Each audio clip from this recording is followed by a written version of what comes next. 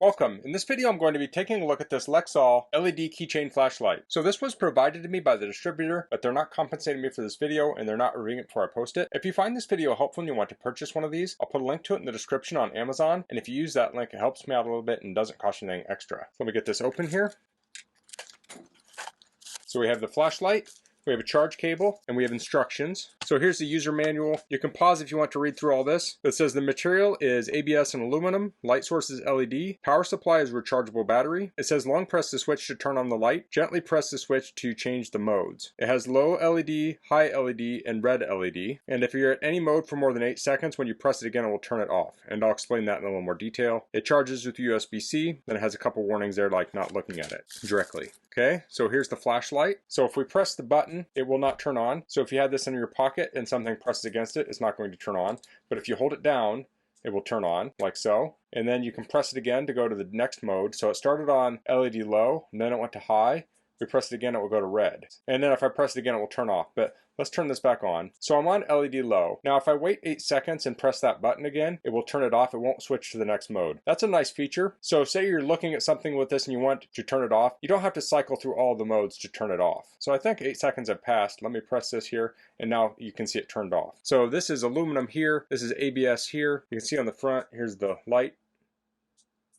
So it has that high and then the red are on the sides. So what red is nice for is at nighttime, like say you're camping and you need to find something in your tent, you could turn this on, hit it twice, and you have the red light mode and you can see things without hurting your night vision as bad. So maybe you're hiking at night and you want to see a map, you could turn this red light on, look at your map, and you're not blowing out your night vision with that white light. So on the back side here, we have the charge port, and this does charge with USB Type-C, which is nice. So that's kind of the newer modern standard. So I can plug this into a USB charger here, and it comes with a USB-A to USB-C cord for charging.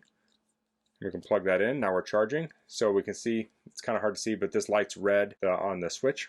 And it's charging at 0.45 amps. So since this charges using USB, you can charge this with a phone adapter. You can plug it into a computer, a car. Many outlets have USB ports on them now. You can use a power bank, power pack, solar. There are many options for charging something like this. So this does have a little clip on it, which is fully metal. So it's kind of spring loaded. So you can clip that onto your keychain or something else, maybe your pack. You can press that in here. So this didn't have a waterproof rating on it. I'm guessing it's somewhat water resistant, like if it got a little bit of rain on it. I wouldn't submerge this or get it really wet. But when I go camping, a lot of times I'll take a headlamp with me. I'll take a lantern for my campsite to put on a picnic table or in my tent. But I also like to take a flashlight. And back in the day, I liked to take a big flashlight because I wanted a lot of light. But that required a large flashlight. Nowadays, you can use these smaller lights and they give you a tremendous amount of light for their size. And they'll last quite a while too. So no longer do I carry a flashlight that has D batteries or even AA batteries. Now a keychain flashlight with LED and lithium battery does exactly what I need. So let's take a look at the light this casts on the wall. So my camera is currently around 4 foot from the wall, and so is the flashlight. You can see a little bit of ambient light coming in from the back, but it's pretty dark. I'll turn the flashlight on.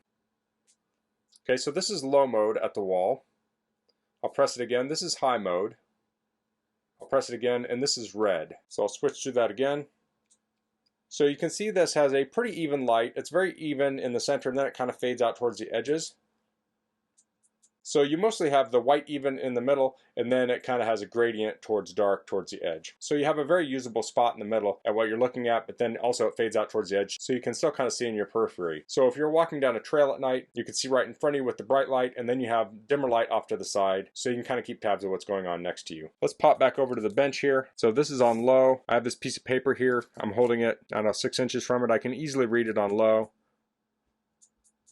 Can definitely read it on high. There's no reason I need to have it on high to read, but if I turn it on red, I can also read it. Now it's easier to read on low on the white. That would be my preferred mode. But if I was trying to preserve my night vision, I'd probably turn this red light on and then I could read this. And then I could turn it off and I could still see in the dark fairly well. So I'm going to charge this up and I'll do some runtime tests and then I'll give the results. So I'll insert that clip here. Okay, so I did 3 tests on this and I charged it up between each test. And when I ran it on low, I got 1 hour and 49 minutes. On high, I got 1 hour and 23 minutes. So you get about a half hour more runtime if you run it on low. And then on the red mode, I got 53 minutes. So if if you want to get the most life out of this, you want to run on the low mode. So a flashlight like this isn't going to be good for search and rescue where you're searching in the woods overnight. This is more ideal for occasional and emergency use. So that's the Lexall LED keychain flashlight. I love that flashlights are getting smaller and brighter. Something like this would be good for emergencies. So say your car breaks down at night, you need to take a look at the engine. You could turn this on and look at the engine. You could change a tire with it. Taking this camping, you could use this to help start a fire. You could use it to walk to the restrooms. Maybe you drop something, you need to find it in the dark. This would work great for that. I like that this is metal here and plastic, so it's very durable, and it's also very lightweight. So you could clip this onto your pack or put this on your keychain, and you're barely going to notice it. So that's all I'm going to cover in this video. If you have any questions, please leave them in the comments. If you like this video, please click like. If you haven't subscribed to my channel, I'd appreciate it if you could do that. And thanks for watching. Until next time, goodbye.